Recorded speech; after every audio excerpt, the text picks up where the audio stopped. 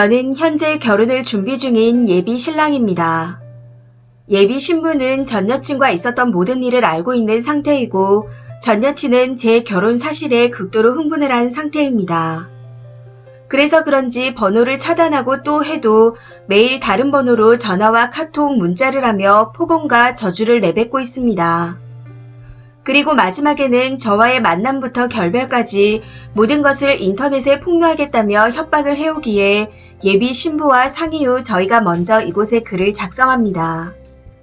저는 전 여친과 7년을 연애했습니다.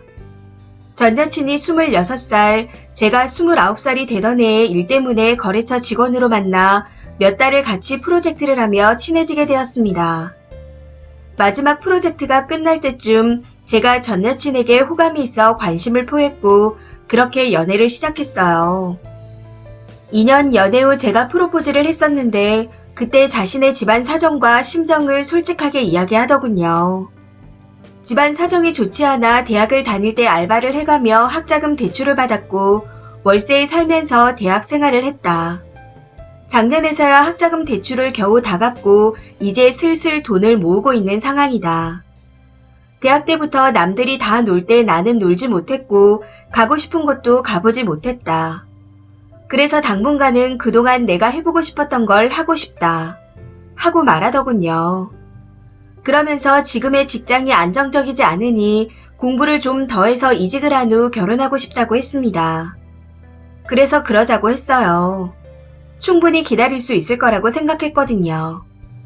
그렇게 몇 년이 흐른 후 저는 더 좋은 곳으로 스카우트 제의를 받아 이직을 하게 되었고 전 여친은 직장에 다니면서 공부하는 게 힘들다며 회사를 그만두고 모은 돈과 퇴직금으로 본격적인 공부를 하기 시작했습니다.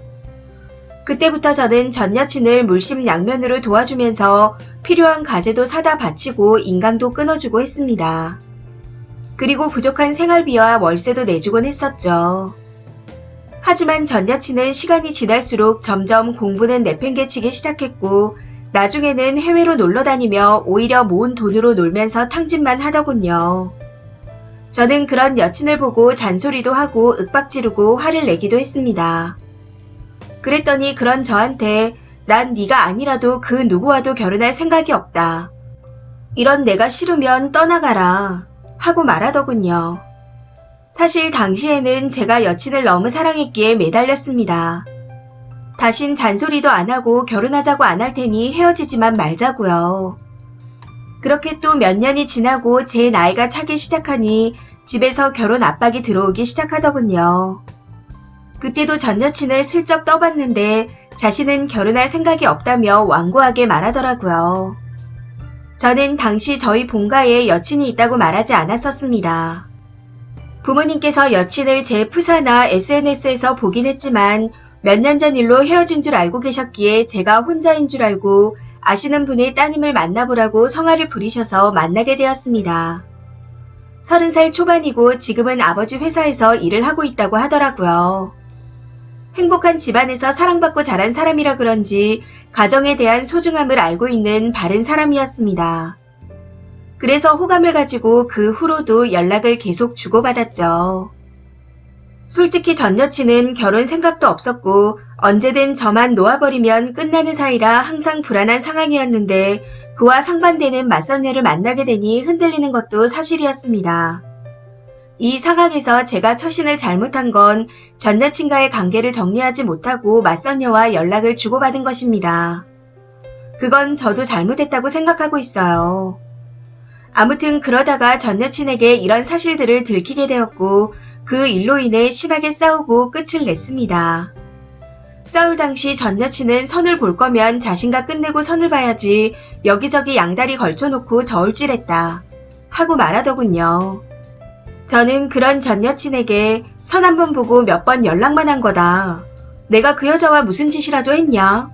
어차피 너는 결혼할 생각도 없는데 내가 언제까지 너한테 얽매여 있어야 하냐? 하고 말했습니다. 제 말에 전 여친은 그 여자와 아무 일 없었다고 한들 나를 속이고 그 여자와 연락한 것 자체가 나를 기만하는 행위다. 헤어지더라도 나한테 마음의 준비를 할 시간이라도 주는 게 예의다. 하고 말하더라고요. 그래서 저도 지지 않고 결혼 생각도 없으면서 여지껏 나를 안 떠나고 데리고 있었던 건 나에 대한 예의냐? 넌 그동안 내가 너에게 베푸는 것 때문에 나를 못 떠난 거 아니냐? 너가 정말 결혼 생각이 없었고 나에 대한 예의가 있었다면 내가 주는 돈도 받지 말고 내 시간 낭비 안 하게 매몰차게 떠나갔어야지. 어차피 헤어지는데 마음의 준비가 어디 있냐? 헤어지는 건 한순간이다. 넌 허구한 날 나한테 헤어지자 할 때 마음에 준비할 시간을 줬었냐? 하고 쏘아붙였죠. 제 말에 전 여친이 내가 돈 달랬냐? 네가 좋아서 줘놓고 누구를 탓하냐? 내가 헤어지자고 할 때마다 매달린 건 너다. 난 최소한 너처럼 바람을 안 폈다. 하고 말하기에 네가 매일 힘들어 죽겠다며 울고불고 돈 줄 때까지 돈덩거리며 사람 피를 말리는데 어떻게 안 주냐? 사랑하는 사람이 힘들어하는데. 그리고 공부 같이 한다는 사람들과 단톡한다면서 다른 남자랑 개인톡하는 거 다 알고 있다. 너도 그거 정신적으로 바람핀 거다. 하고 말하며 고성이 오갔습니다. 끝없이 이런 패턴을 반복하며 싸우는데 갑자기 전 여친이 네가 맞선 본 그 여자 신상 알아내서 너에 대해 다 폭로할 거다. 하고 말하더군요. 그 마지막 말에 온갖 정이 다 떨어져서 그러라 하고 뒤돌아 나왔습니다. 뒤에 대고 소리를 지르더군요. 지금 그렇게 나가면 다시는 안 볼 거라고. 저는 그냥 그 말을 무시하고 나왔습니다. 그 일이 있은 후 얼마간은 연락이 오지 않더군요. 그런데 한 일주일이 지났나? 갑자기 사진 한 장을 보내왔습니다. 어떤 남자와 아주 다정이 있는 모습을요. 그러면서 나 좋다고 따라다니는 남잔데 인물도 좋고 키도 크고 직업도 너보다 훨씬 더 좋다. 내가 능력이 없어서 여지껏 너를 만난지 아냐? 너보다 더 잘난 남자 만나 행복할 거다. 하고 메시지를 보내왔고 프사도 그 남자와 찍은 걸로 바꿔놓고 SNS도 도배를 해놨더군요. 저는 그런 전 여친에게 잘 먹고 잘 살고 우리 다시는 연락하지 말자 하고 메시지를 보냈고 그렇게 연락이 끊겼습니다. 이후 저는 맞선녀와 진지하게 9개월 정도 만남을 이어가다 양가 상견례를 마친 후 결혼을 준비하고 있습니다. 그런데 예비 신부가 웨딩 사진을 촬영한 걸 SNS에 올렸는데 전 여친이 그걸 보고 난리가 났더라고요. 예비 신부에게 DM을 보내 내가 그 남자랑 7년을 사귄 전 여친이다. 거의 와이프나 다름이 없었는데 나와 사귀는 도중 맞선을 봐서 조건이 좋은 그쪽을 선택하고 나는 버림받은 거다. 하며 비련의 여주인공으로 소설을 써놨더군요. 예비 신부가 그쪽 말을 제가 어떻게 믿어요? 하고 답장을 보냈더니 그동안 저와 찍었던 사진들을 보내고 마지막에 저와 싸울 때 톡을 교묘하게 편집해서 보냈더라고요. 이에 예비 신부는 저와 이야기를 한 후 연락을 주겠다 하고 저한테 와서 어떻게 된 거냐고 물었습니다. 전 여친과 주고받은 메시지를 보여주며 물어보는 예비 신부에게 그냥 있는 사실 그대로 다 말해줬습니다. 처음부터 끝까지요. 카톡 내용도 포렌식 맡겨 내역을 다 뽑아다가 몇 년 전 사건부터 다 보여줬어요. 그때 여친이 있으면서 선을 본 건 정말 미안하다고 울면서 빌었고요. 그런 저를 보며 예비 신부는 결혼해서 살맛되고 살던 부부도 헤어지는데 사귀다 헤어진 게 뭐 그리 대수냐. 오빠 잘못이 아니다. 그 여자는 결혼 생각이 없었고 부모님은 성하시라 맞선 자리에 나온 거 아니냐. 다 이해한다. 미안해하지 마라. 하고 말해줬고 전 여친을 그냥 차단했습니다. 그랬더니 그날부터 온갖 번호로 저주와 폭언을 하고 SNS와 인터넷에 저희 둘의 신상을 유추할 수 있게 글을 올릴 거라고 하더군요. 조금만 올려도 다른 분들이 다 알아서 밝혀줄 거라며 협박을 해오고 있습니다. 저희가 그런 일이 있을 시 명예훼손으로 고발할 거다 했더니 자긴 조금의 힌트만 줄 뿐 네티즌들이 신상을 터는 거라 그분들이 신고당할 거니 상관이 없답니다. 그래서 협박죄로 신고하겠다 하니 협박인지도 몰랐고 화가 나서 순간적으로 술 먹고 한 말이라고 울면서 반성하면 된다네요. 초범이라 훈반 조치 될 거니 할 거면 해보랍니다. 저희가 7년 사귄 여자 몰래 바람펴서 결혼을 하는 거라는데 정말 저희가 바람펴서 결혼을 하는 겁니까?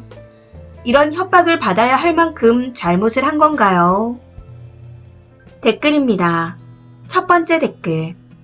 연애 중에 맞선 본 건 잘못이 맞지만 그게 저렇게 집착을 당하면서 욕먹을 이유는 안 된다고 봅니다. 차라리 헤어질 때 깃방망이를 한 대 때리고 끝내든가 욕을 한 바가지 하고 끝내든가 했어야죠. 지 자존심 뻗댈 거 다 해놓고 저렇게 구질구질하게 지랄하는 것도 우습네요. 애초에 지가 비혼이라고 갑질한 거 아닌가요? 두 번째 댓글. 저 여자 떼어내는 건 간단합니다. 대여금 반환 소송 걸어요. 돈 달라고 하세요. 그간 싹 이체 내역 모아서요. 결혼할 사이도 아니었고 돈도 닥달해서 빌려준 거라고 관련 내용 싹 끌어 모아요. 인강이나 교재 같은 건 선물로 해준 거지만 월세나 생활비는 어느 시점 이후론 자의로 해준 게 아니고 돈 해달라고 달달 볶아서 해준 거라고 소송 내세요. 더불어 제3자인 예비 신부에게 님에 대해 모욕하고 명예훼손한 것도 같이 고소하시고요. 물론 협박죄 충분히 성립됩니다. 스토킹도 될 것 같은데요. 민사로 돈 물어내라. 형사로 스토킹, 협박, 명예훼손 싹 다 걸어서 피를 말려야 그만하죠. 세 번째 댓글. 솔직히 여친 있는데 손본 거 잘못 맞아요. 지금 예비 신부만큼 괜찮은 사람이 아니었으면 안 헤어졌을 거 아닌가요? 그런데 그게 유부녀랑 불륜을 한 것도 아니고 뒷바라지한 여자를 잘대고 차버린 것도 아니라서 사회에서 매장당할 만큼 잘못한 거라고는 할 수 없을 듯 합니다. 그냥 인간적인 잘못을 했다 정도. 전 여친이 그럴수록 자기만 비참해지는 걸 모르는 것 같아 참 안 됐다는 생각이 드네요. 있을 때 소중히 여길 것이지. 네 번째 댓글. 그 여자도 님한테 안 걸렸을 뿐이지 7년간 님이 한 번 맞선 본 거보다 더 많이 바람을 폈을 겁니다. 뇌가 정상적으로 돌아가는 사람은 누구나 유추가 가능한데 그 여자는 안 걸렸다고 아주 깨끗한 척 하네요. 가난한 집구석에서 뭐 배운 것도 없는 게 퇴직금으로 놀러 다니면서 다 날리고 남친한테 돈을 구걸할 정도면 정신줄을 놓은 건데 남자 없이 가능한 일 같아요. 원나잇이든 양다리든 잠깐의 합석이나 클럽질이든 퇴직금 다 쳐날릴 정도로 놀 때는 분명히 이성 문제가 껴있는 게 남녀노소를 떠나서 팩트입니다. 저렇게 지고지순 돈 해주는 남자한테 퇴직하고 나서 놀러 다니다가 갑자기 말을 바꿔서 나 비혼이야 하며 허파에 바람든 개소리를 하는 건 이미 노는 거에 푹 빠졌단 얘기예요. 저 여자도 참 지랄을 하네요.